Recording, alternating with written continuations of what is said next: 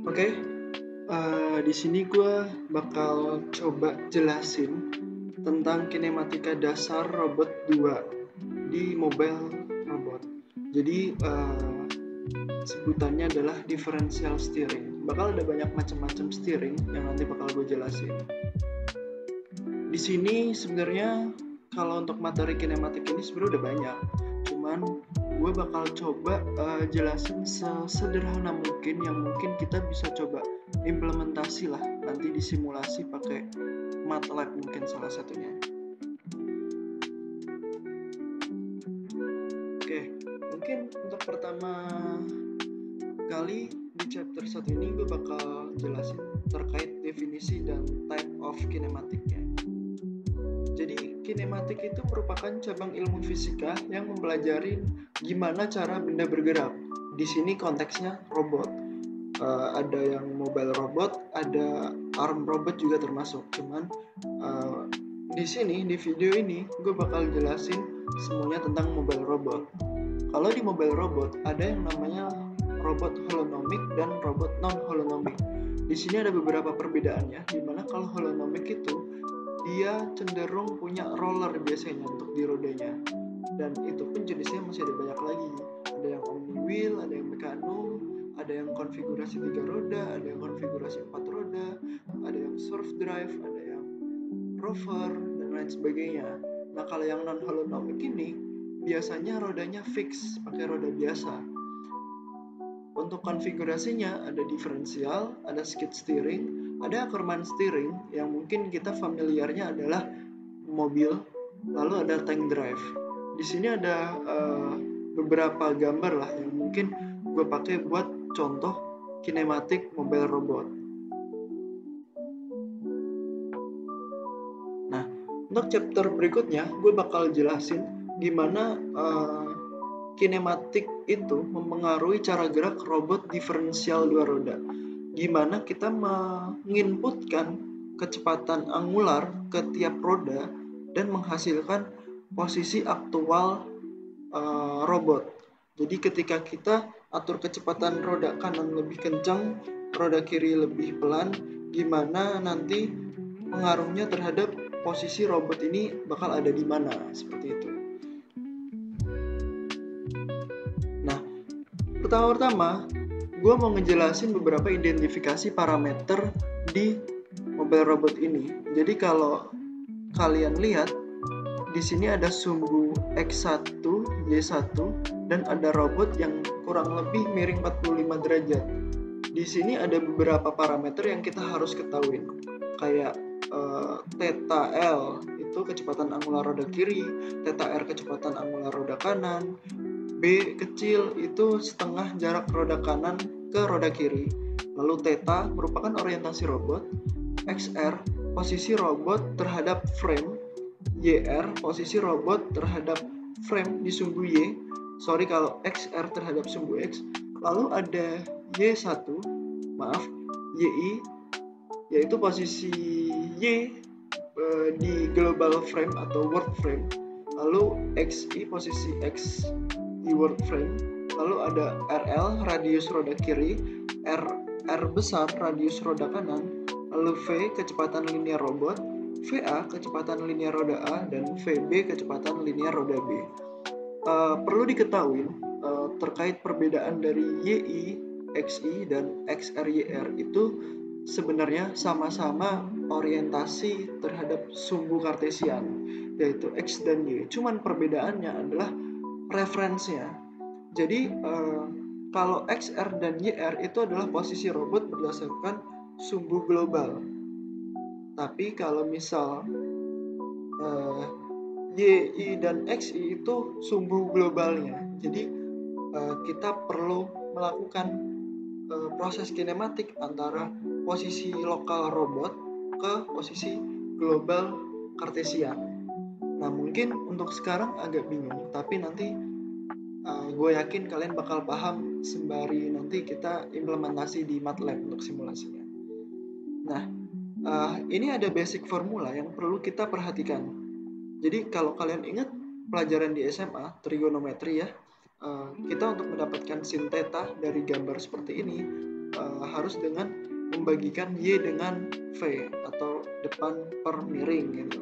Untuk cos theta samping per miring gitu kan.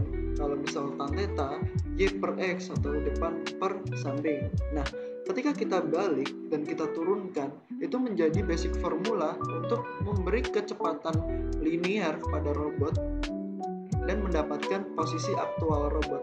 Di sini sebenarnya udah cukup menjelaskan sebenarnya. Ketika kita ingin meletakkan robot di sumbu Y, di posisi aktual Y, kita harus memberikan kecepatan linear robot sebesar katakanlah 2, lalu sin theta dengan perputaran sudut berapa derajat, sehingga menghasilkan posisi robot di sumbu Y berdasarkan kecepatan V yang kita input. Tapi untuk menginputkan V, kita juga harus tahu ini tuh V itu berdasarkan world frame atau local frame. Lalu V itu satuan untuk apa? Nah, biar lebih memudahin, biasanya kalau V itu untuk velocity atau kecepatan linear, yaitu ada beberapa perbedaannya nanti ke depannya. Kayak misal mungkin di parameter yang kita lihat sekarang ada V untuk kecepatan linear robot secara keseluruhan robot, tapi ada juga VA dan VB yang itu kecepatan linear untuk roda A dan roda B. Jadi ini tuh parameter yang terpisah. Lalu kita juga harus mengetahui beberapa hal seperti rotation metric, sifat-sifat perkalian silang satuan metrik. Ini sebenarnya nggak terlalu penting kalau kita memakai rumusnya secara langsung. Untuk ngodingnya nggak terlalu penting.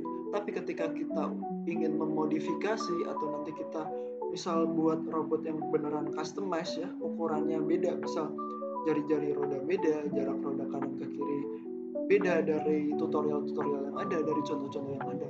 Nah, kita tuh perlu memahami beberapa matematiknya untuk mungkin kita bisa customize ukurannya dan kinematiknya sendiri.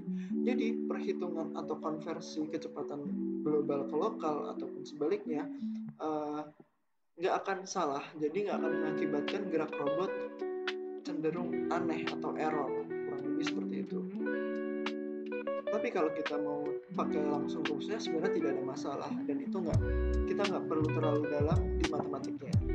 Nah, mungkin gue lanjut ke step perhitungan formulanya. Di sini kita harus dapatkan persamaan rumus yang paling besar ini. Ini didapatkan dari rumus yang pertama tadi yang kita ambil dari trigonometri. Kita kalikan dengan rotation metric di sumbu Z. Kenapa di sumbu Z? Karena di sumbu Cartesian X ya, robot berorientasi di sumbu Z. Jadi kita kalikan rotation metric di sumbu Z dengan V, 0, dan theta. Lalu dapat persamaan di bawah. Setelah itu, kita cari untuk gimana cara robot ini bergerak dalam omega atau orientasi. Jadi kita cari kecepatan linear dan kecepatan rotasi secara global oleh robot, yaitu kita bisa gunakan rumus yang udah ada. Ini sebenarnya rumus kecepatan linear dari jari-jari dikali kecepatan angular tiap roda, dan ini sebenarnya untuk rumus VC sama dengan VA ditambah omega dikali RC per A. Ini adalah rumus turunan dari gambar di atas. Jadi VC yang VA itu adalah kecepatan robot berdasarkan kecepatan roda A, kecepatan linear roda A, dan rumus yang bawah merupakan kecepatan robot berdasarkan kecepatan linear roda B. Jadi ini kita harus combine rumus ini untuk menjadi satu kesatuan. So, V sama dengan VA plus VB dibagi 2. Ini merupakan summing function untuk mendapatkan kecepatan linear keseluruhan robot. Tapi itu baru kecepatan linear, yang mana kita baru bisa mendapatkan maju dan mundur. Kita harus mendapatkan kecepatan angular robot secara global, yaitu omega sama dengan mutlak minus VA ditambah vektor mutlak minus vektor A ditambah vektor B dibagi 2B, yang mana B ini adalah jarak antara roda A ke tengah, ke pusat. Lalu kita mendapatkan hasil akhirnya matriks V omega sama dengan R besar per 2, RL besar per 2, R besar per 2B minus RL per 2B dikali kecepatan angular roda kanan dan kecepatan angular roda kiri. Ini didapatkan dari summing point tiap matriks. Jadi kita masukkan tiap matriks, kita kombinasikan tiap matriks, jadi hasil akhirnya kita mendapatkan persamaan yang kedua. Setelah kita mendapatkan persamaan satu dan persamaan yang kedua, kita harus combine dua persamaan ini supaya kita mendapatkan hasil yang paling di bawahnya. Jadi ketika di atas tadi kita harus menginputkan kecepatan global robot, gimana caranya kalau kita menginputkan kecepatan angular tiap roda itu bisa menghasilkan kecepatan linear robot lalu menghasilkan posisi akhir robot. Karena pada implementasinya nanti untuk kita menggerakkan robot secara keseluruhan kita harus menggerakkan rodanya satu persatu dan kita harus mengontrol kecepatan angular tiap roda pada robot untuk mendapatkan kecepatan linear robot. Jadi kita harus combine dua persamaan tersebut. Kurang lebih ini hasil combine-nya. Jadi di sini gua coba pecah dulu untuk yang vektor VW tadi supaya bisa gua masukin di sini. Jadi kita coba dapetin posisi aktualnya dengan mengkalikan rotation matrix Z dikali vektor V dan W dengan memecah vektor V dan W didapat hasilnya seperti di bawah ini. Jadi setelah vektor di bawah ini kita dapatkan, baru kita kalikan. Seperti kalau kita ingat pelajaran di SMA, matematika di SMA, kita bisa tinggal kalikan matriksnya, lalu mendapatkan matriks terakhir, yaitu X dot, Y dot, dan Theta dot dengan Jacobian matrix dikali Theta dot R dan Theta dot L. Di sini ketika kita menginputkan kecepatan angular roda kanan dan roda kiri, maka hasil akhirnya adalah posisi aktual X dan posisi aktual Y dan posisi aktual Theta yang mana merupakan orientasi robot. Nah, dari perhitungan matematika yang gue jelasin, di sini kita dapat beberapa study case. Bagaimana jika kecepatan angular kanan dan kecepatan angular kiri yang kita inputkan nilainya sama dan lebih dari 0. Di sini bisa kita simpulkan ketika kita inputkan nilai yang sama, robot bisa berjalan forward dengan nilai lebih dari 0. Tapi di case kedua, ketika kita inputkan nilai yang sama dan di bawah 0, robot bisa jalan mundur. Lalu ketika kita inputkan kecepatan angularnya berbeda, entah Theta R lebih besar atau Theta L lebih kecil dan lebih besar dari 0 dan lebih besar dari 0, maka robot bisa belok ke kanan. Dan kalau kita balik Theta R perbandingan Theta R dan Theta L-nya, robot bisa belok ke kiri. Nah, lalu yang study case keempat, ketika Theta R kita inputkan dengan nilai yang sama negatif Theta L, maka robot akan berrotasi. Kurang lebih seperti itu. Nah, rumus yang gue jelasin itu merupakan forward kinematics untuk differential mobile robot. Inti dari forward kinematic, kita menggerakkan robot ke posisi tertentu dengan input kecepatan roda yang kita berikan. Dapat berupa kecepatan linear dan kecepatan angular. Sebenarnya kita nggak harus input kecepatan angular, boleh aja kita input kecepatan linear. Tapi untuk implementasinya, ketika kita input ke roda atau mengontrol kecepatan roda, pasti dimulai dari kecepatan angular. Kurang lebih seperti itu untuk penjelasan teorinya. Sekarang kita coba implementasi code-nya. Di sini gue coba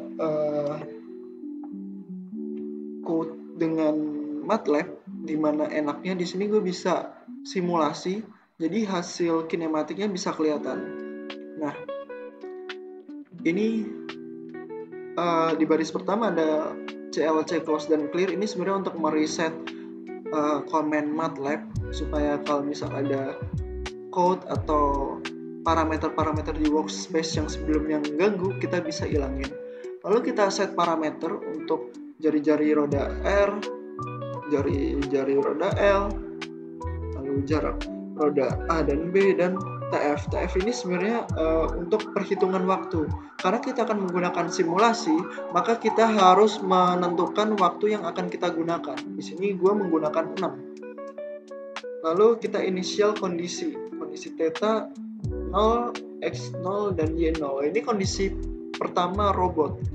Kita inisialin di posisi 0. Lalu time factor dan time increment ini juga kita perlukan untuk menginisiasi. Jadi robot akan berjalan kurang lebih 120 detik. Kurang lebih ya. Nanti kita turunkan delta time. Ini rumus delta time. Lalu kita inisialisasi dan alokasi tiap variabelnya. Oke. Nah, di sini kita mencoba membagi waktunya menjadi 4. Karena kita akan memasukkan menjadi 4 titik untuk checkpoint robot nanti jalannya. Jadi ada 4 posisi robot bakal berhenti. Posisi pertama, kedua, ketiga, dan 4 akan ditunjukkan di simulasi.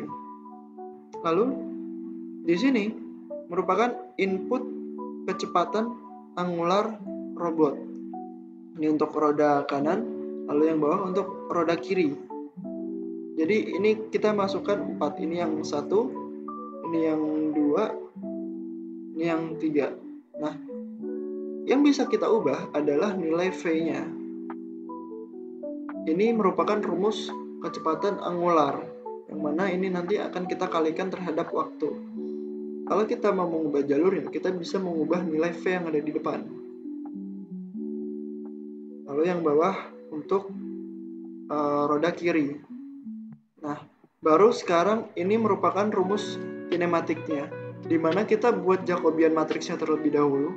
Kalau kita ingat di perhitungan tadi, kita hitung dari perkalian matriks dengan Z rotation matrix, lalu dapat delta pose-nya, lalu kita masukin persamaannya sebagai berikut. Ini merupakan persamaan kinematik hasil akhirnya, yang mana kalau kita selaraskan dengan materi sebelumnya akan sama dengan rumus yang terakhir, seperti ini. Jadi implementasi rumus ini di codingan adalah seperti ini. X II dikurangin 1 ditambah delta pos 1. XII merupakan nilai X yang menjadi output, lalu dikurangin, lalu nilai XII-1 adalah nilai X sebelumnya, lalu ditambah delta pos-nya, yang mana merupakan nilai update setelahnya. Itu kita terapkan untuk semua sumbu X, Y, dan theta. Lalu yang bawah merupakan code untuk animasi. Jadi pure yang bawah ini semuanya hanya untuk animasi. Animasi simulasi. Jadi kita buat simulasinya sedemikian rupa supaya nanti bisa enak dilihat ya. Figur 1 kita mensimulasi pergerakan robotnya. Figur 2 kita melihat atau memplot nilai tetanya terhadap robot, jadi terhadap work frame, angle-nya bakal seperti apa nanti. Lalu di figur 3 ini merupakan nilai grafik perbandingan kecepatan roda kanan dan roda kiri. Sisanya merupakan hasil simulasi. Nah, mari kita coba hasil simulasinya. Jadi di figur 3 ada posisi 1, dia jalan sampai sini. Lalu di posisi kedua dia jalan sampai sini, posisi ketiga sampai sini, posisi keempat dia bakal jalan atau berputar di tempat. Karena di code-nya gua coba masukin nilainya minus 120 dan 120.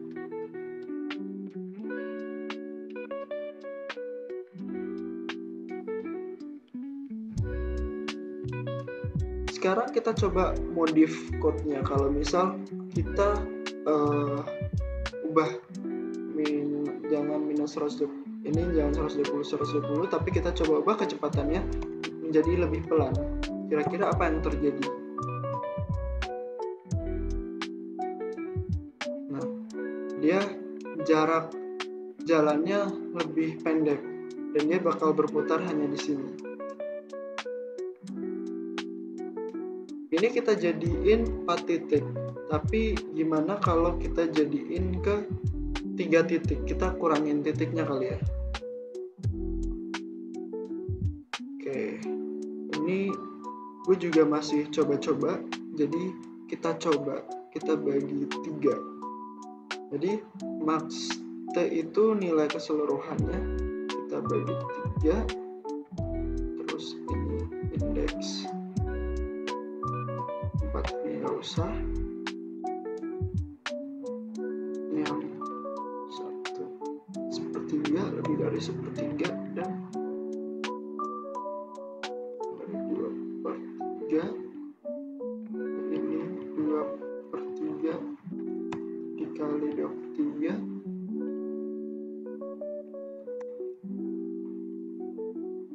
dikali 3/3, atau sebenarnya nggak usah dikali ya.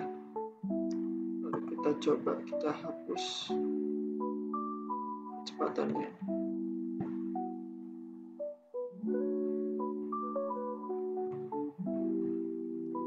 Kita coba. Oh, numpuk. Sebentar.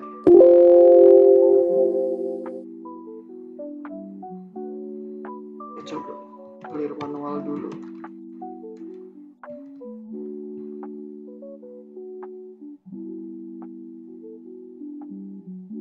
Nah, berhasil dia berjalan di 3 titik. 1 lingkaran pertama, 2 di lingkaran kedua, yang ketiga di lintasan ini. Dan untuk sekarang dia nggak akan berputar, tapi cuman berjalan lambat sampai ke ujung. Nah,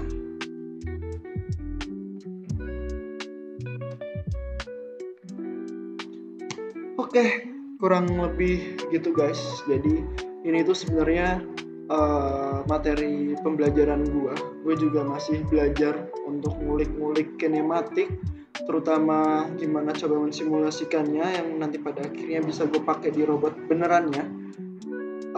Kurang lebih itu aja yang bisa gue sampaikan sekarang. Mohon maaf bila ada kata. Coba kalau misal kalian punya ide lain yang bisa gue coba ya, mungkin kalian bisa coba komen di kolom komentar. Okay, see you in the next video.